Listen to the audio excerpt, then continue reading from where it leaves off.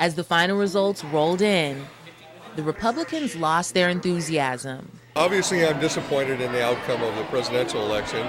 But many people knew that Sarah Palin and John McCain just couldn't beat George Bush's bad reputation. The presidential race was to be expected, so there were no big surprises there. So now that the Republicans are stuck with a Democratic president, many are saying they're going to make the best of it. I am a diehard Republican. Obama, for me, is way too far off to the left, and I do have great concerns.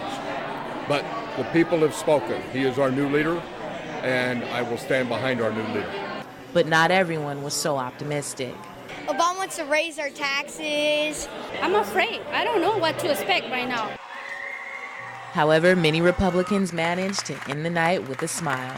I know it's not a great night. We've got, obviously, not the man we wanted as president, but at least we'll never have to hear the three words, President Hillary Clinton. So at least we'll take the pause.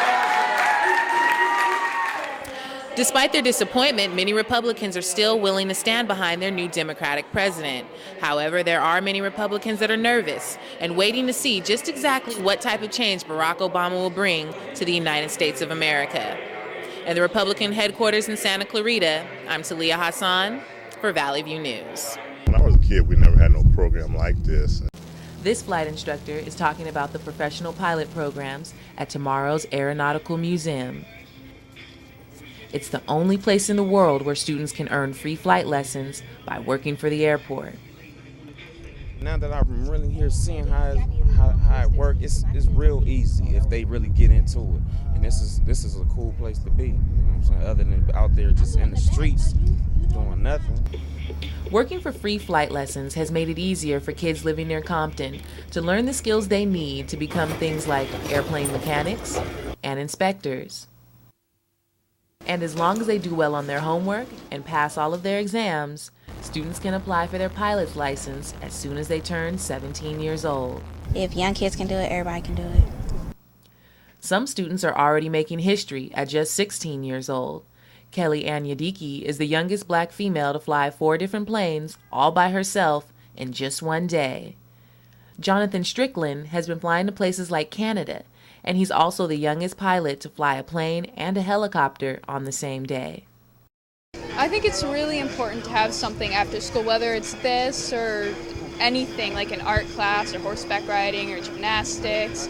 It's definitely important to not just be sitting around at home watching TV. Many students are enjoying the thrill they get from being in the sky. And others are also enjoying the attention they get when people find out they know how to fly a plane. Everybody was giving me compliments and stuff, talking about, oh, that's tight, how did you do it, where did you do it at? And he did it at Compton Airport, a place that offers almost everything, including helicopter tours, and you can even book your next party there too. But many other people go there to learn the skills they need to get paid to travel the world. Basically, the flight training programs at Compton's airport are changing lives by teaching students how to fly. I don't get into drugs, crime, and none of that, because this airport is here, and ever since I got in it, I've been out of trouble. At the Woodley Airport in Compton, I'm Talia Hassan for Valley View News.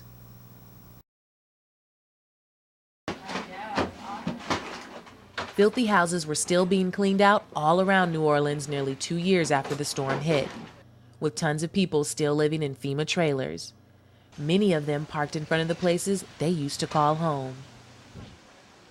This contractor hired by FEMA told us about how many people were stuck in trailers after the storm. I know there are probably thousands in this parish alone. Maybe not 10,000, but thousands. That's right. Thousands of houses were still filled with mold and roaches. But the dangerous and gritty conditions were not enough to stop this group from flying more than 2,000 miles to help from California State University in Northridge. They picked a few dirty houses and went straight to work.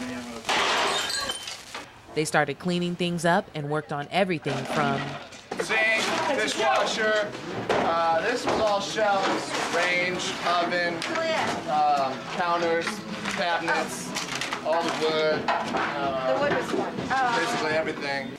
The CSUN Hillel coordinated their volunteers with the National Relief Network to find people in need. And the Relief Network's CEO told them everything they needed to know to start making a difference. We're going out in the backyard, and we're gutting the garage. We are taking down that old doughboy pool that's all collapsed in the backyard. We are going through and fixing fences if we can.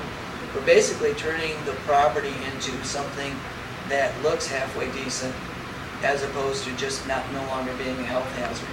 It was obvious that there were a lot of problems that still needed to be fixed. We're here helping out to help rebuild for the hurricane. Right. So I was just wondering, were you affected by it at all? It was affected. Yeah. It went nuts. I had to move to Texas for a year and a half. Still, as of today, I don't have any power in my house. The lucky ones were able to move on and rebuild. But the volunteers with the CSUN Hillel stepped in to help the people who were still left with nearly nothing.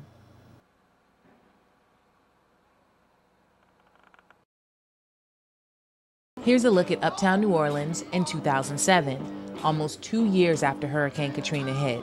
And signs of life were everywhere. In some parts of the city, you would never know that a catastrophic hurricane blew through the area. That's because things are popping just like the good old days.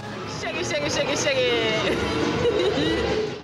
All over Bourbon Street, you can still see what New Orleans is known for: Mardi Gras, rows of strip clubs, and wild parties full of tourists enjoying a vacation in the heart of the South.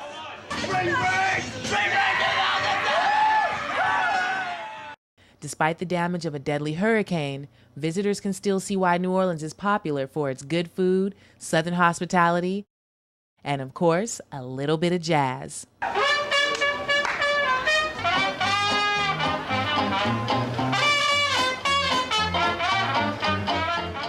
Since Bourbon Street is located uptown and above sea level, it survived the storm without too many problems. But if you look around other parts of town, you start to get a more realistic view of the horrible devastation Hurricane Katrina has left behind.